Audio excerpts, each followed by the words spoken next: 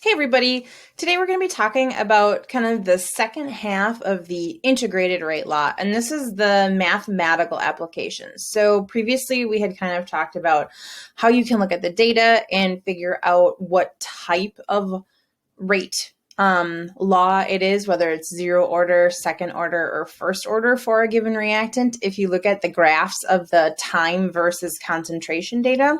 But we didn't get into really the deep part of the math. And the thing about the integrated rate law that's really nice is that if we take the equations that are given to us, if we know what the order is, we can use those to find how the concentration changes over time. So I can take a look at a reaction 5 minutes in, 10 minutes in, 13 seconds in, whatever I want it to be, and see how the concentration of my reactant has changed as that time has progressed. And then there's an actual application with something called half-life that we'll talk about a little bit too. So just as a refresher for us, if we would have a reactant that is zero order, its rate law would just be rate equals K, and then you could put in brackets there the concentration of that reactant, but it would be to the 0 power. And its integrated rate law would be this equation here on the right. For our first order reactant, it is going to be rate equals K times the concentration there. And then it's the natural log that gets used in the integrated rate law. And remember, these are all listed on your equation sheet. And then if it's second order, it's rate equals K times our reactant to the second power, because when the concentration doubles, the rate quadruples. It's a mouthful there. And our integrated rate law is listed off to the right-hand side. And just as a refresher here, the graphs are concentration versus time is linear for a 0th order. For a first order, it's natural log versus time is straight. And if it's a second order reaction for that particular reactant, it is a graph of 1 over A that's linear. And our slopes are either going to be, depending on if they are a positive or negative slope, the negative value of the K, or they actually just are the K value. But what I want to kind of focus on here is this equation here. Depending on the type of order that you have, this is a functional equation. So if you want to think about these things in brackets as concentrations, like molarities that we've talked about before, I can put in a concentration into this value here. And if I know how much I started with and how much I'm currently at, and I know my rate constant, I could tell you the time. So essentially, this is just because it's kind of like a graphical equation like we've talked about before. If I know my Y and my X value, or if I know my Y, I can find my X, and if I know my X, I can kind of find my Y. And then we've got our intercept here. So it's not unlike just kind of a regular graphical equation that we can use for figuring out kind of anything. So I would like to go over a problem where we use this in math out that solution. Is this something you're going to see on the test? They've kind of shied away from it in recent years, but that doesn't mean that they won't ask a question about this. So I'm going to give you one in a format that I think is potentially something that they could give you, where you don't have to find out every single step. In past exams, it used to be like, oh, this is just everything about kinetics. And if you didn't know it, you didn't know it.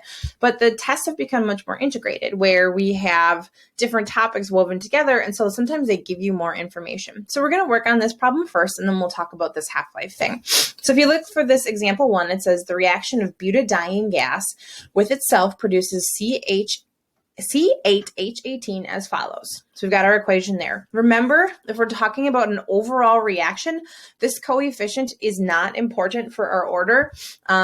So it's just coincidental that this reaction is second order, and it tells us our rate constant is equal to 5.76 times 10 to the negative 10th, or 10 to the negative second liters over moles minutes under certain conditions.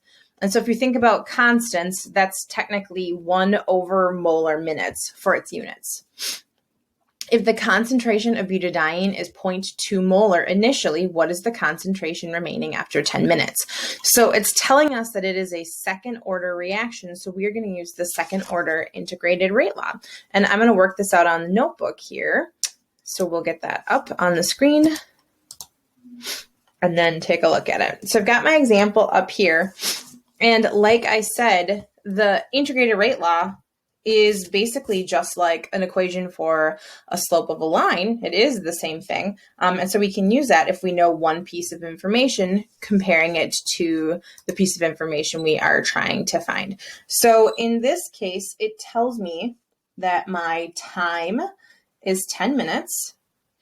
It tells me that my concentration initial, which is what this little zero means here. It kind of means not, which means nothing, or initial. Initial concentration is here, and my K value is here. So if I think about what my rate law is when it's the normal rate law, it would be rate equals K times the concentration of my butadiene C4H6 squared. And like I said, it's just purely coincidental that this number here matches with the coefficient. You will not necessarily see that. So don't depend on that to be a thing. This is not super useful because there's not a time component in this reaction. So if I want to talk about anything relating to time with this reaction, I'm going to have to take a look at the integrated rate law. And so for this reaction, the integrated rate law is 1 over the concentration of my butadiene, C4H6. Oops. A little crazy looking, but that's okay. And then I'm going to put this T here. So this T means at whatever time I put into my equation. So this could be, like I said, in this case, it's going to be 10 minutes, but it could be whatever time. And that is equal to KT plus 1 over my initial concentration of that butadiene. So that's my starting concentration. So it's just an issue of knowing what we need to put in there and then doing the algebra for it. So I'm looking for this. So my equation is going to be 1 over C4H6's concentration at 10 minutes. I'm just going to leave a little T in there, but if you wanted to, you could also put 10 minutes there, if that made you feel better. Our K value is 5.76 times 10 to the negative second. And I'm going to put the units. You could put this just right over molar minutes here. And now that I'm looking at this, I have these guys flipped around over in the original unit. So it's liters over mole minutes. Now, that's important because we're going to put in our time, and our time is going to be 10 minutes. So you'll see here kind of right away that these guys are going to cancel out. And then it's going to be plus 1 over our initial concentration. And it tells me my initial concentration is 0.2 molar. And if you look, units get really nice here. So when I put these units together, I am going to have these minutes cancel out and have 1 over the molar value there. Okay. So again, the worst part in this case is going to be to take those answers and then put them in correctly. And I'm just looking at my work here and I realized I made a mistake. So I want to double check something before I get into the work and screw you guys up. Yeah. Okay. So when I do my work to figure out 1 over concentration of my butadiene at 10 minutes, I'm going to take the math here and multiply that by 10, and I'm going to get 0.576 over molar. Okay, and then plus 1 divided by 0.2, which is going to be 5 over molar. And so because these units are the same, I can add them up, and then we can kind of keep going. So 1 over my concentration is going to equal 5.576 over molar. So that's equal to my concentration, or it's equal to 1 over my concentration. It is not equal to that concentration. So what I have to do is I need to get the inverse of this so that I can get these units to kind of work out. So I'm going to take the inverse of both sides here to get to molar. And like I said, I screwed up on my calculation, so if you would be just patient with me.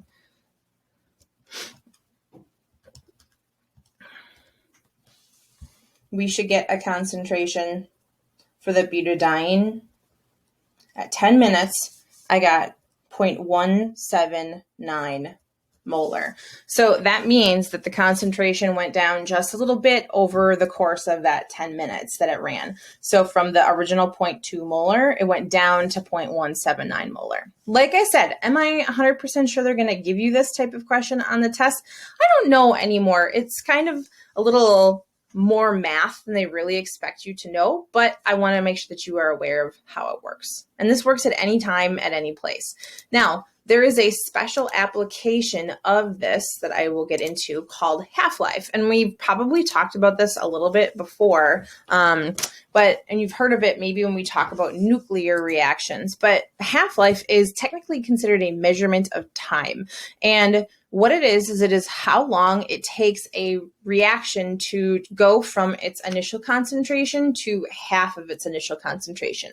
So if I started off with, 1 molar stuff, how long did it take me to get to that 0.5 molar stuff? And when we talk about half-lives are really important in applications for things like drug dosing, because drugs have a half-life. So it's like, after so much time has progressed, the amount of drug in your system will be half as much. And that's really important for getting you the right amount of medication. And nuclear applications. So if they want to know how long something can stay in its radioactive state before it decays into another version of itself, that half-life is going to be really important. And again, it's a measurement of time. So when we think about our integrated rate law, it's the T component of the equation and how long it takes to go from your initial concentration to half the amount. So if you think about, like I said, like a radioactive decay, if this is a graph of, let's say, cobalt-60, a radioactive isotope, it is a half-life in this case is 5.27 years. So it takes 10 grams of cobalt-60 to decay. It takes it 5.27 years to decay into 5 grams. So it's a long time. And those half-lives can be anywhere from milliseconds to thousands of years, depending on the substance that you're dealing with. In medications, oftentimes it's hours. In terms of radioactive isotopes, like I said, it can vary pretty widely. And so when we talk about half-life is something we can figure out. But here's the thing that the College Board really, really loves. They love to test you to see if you understand that a first order reaction is a process that has a constant half-life. So in second order processes and zero order processes, half-life changes as it goes along because it's not that nice linear relationship that we're taking a look at. It's always changing. So I think, if I'm not mistaken, a zero order, the half-life gets shorter. And then in a second order, the half-lives get longer. But in a first order reaction, they stay constant. So if we look at a process here and we see that it takes, in this case, like 7 seconds for it to go from its initial concentration to its half concentration. And then from that 0.1 molar in this case down to 0.5, it takes us another 7 seconds and then another 7 seconds to decrease again. So it's a continuous breaking down in half in a continuous chunk of time, then it's a first order reaction. And actually, nuclear decay is a first order process. And that's something that they really like to kind of test you on.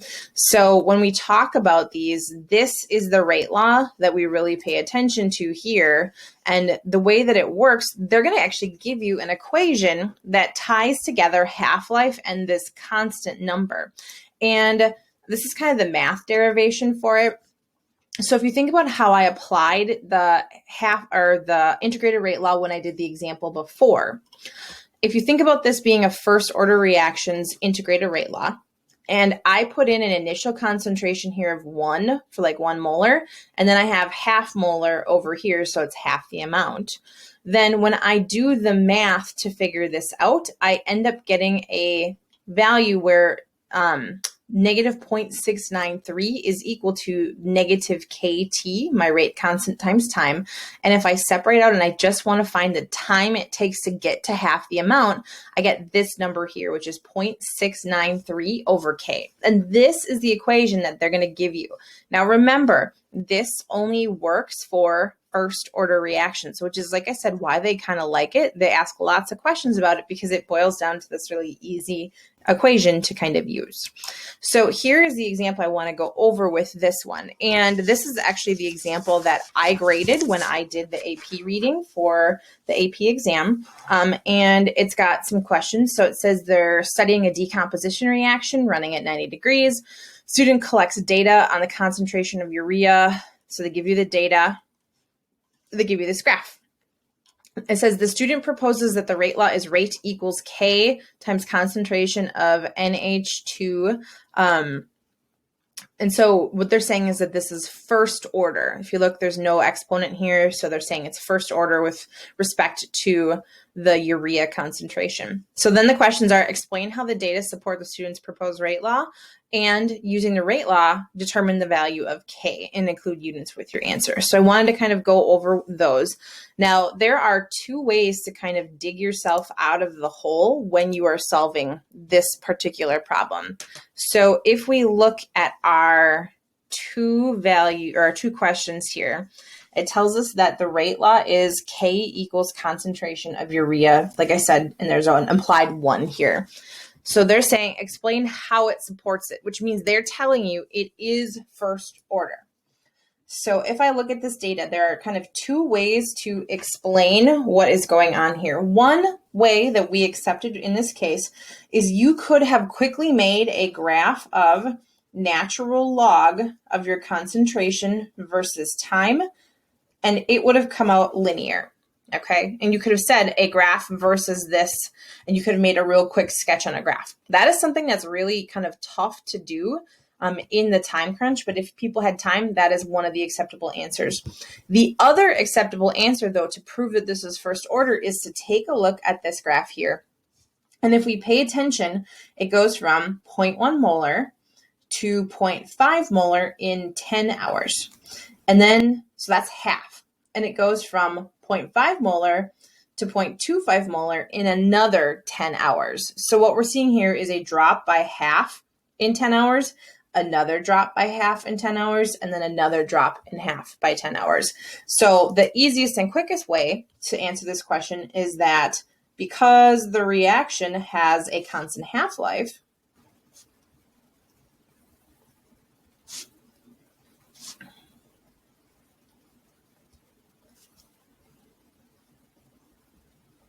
it must be first order.